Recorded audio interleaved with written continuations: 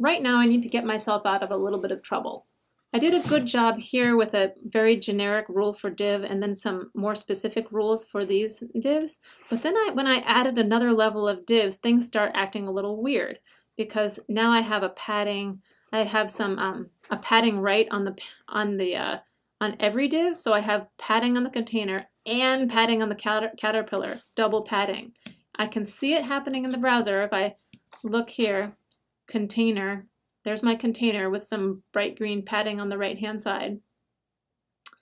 I can also, then if I mouse over into the egg, I can see, oh, it's above here. If I mouse over into egg, I can see I have additional padding that's green over there. So I have double padding on these divs because I have padding here and then I have another bunch of padding in here. I don't want that.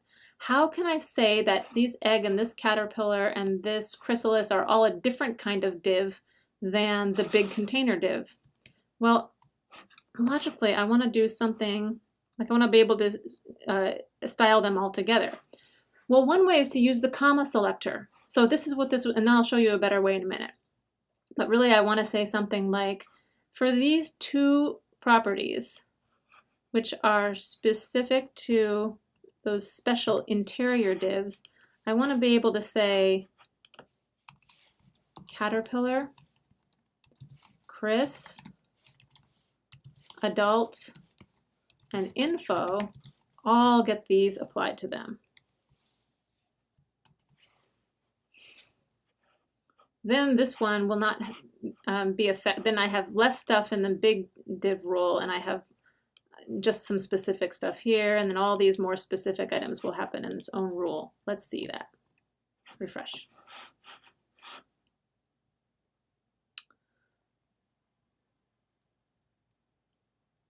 Better. Oh, I forgot egg, I think. Yep. That's why I can't see the butterfly anymore. Egg. There we go. Okay, so now I have egg, and I don't have a butterfly on the big div, which is nice. I might need to adjust my padding to be a little bit bigger for the container though.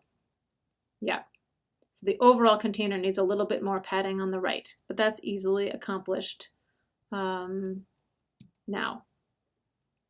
I would say 100 pixels of padding would probably be sufficient. I'm just eyeballing it by looking where the orange margin is and saying maybe like 50 pixels, so let's say 175 would even do it.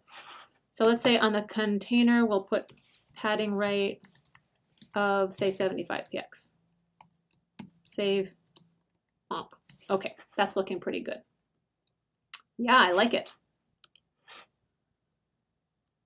What's another way? Well, the other thing that I could do is use class.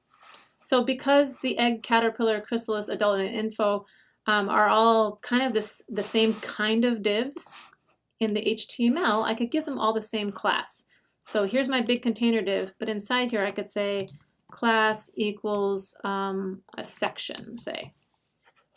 Later on, in the class, you'll see why, in this course, you'll see why I chose section for my naming scheme. But right now, we'll just say it doesn't really matter. It's just a word I chose.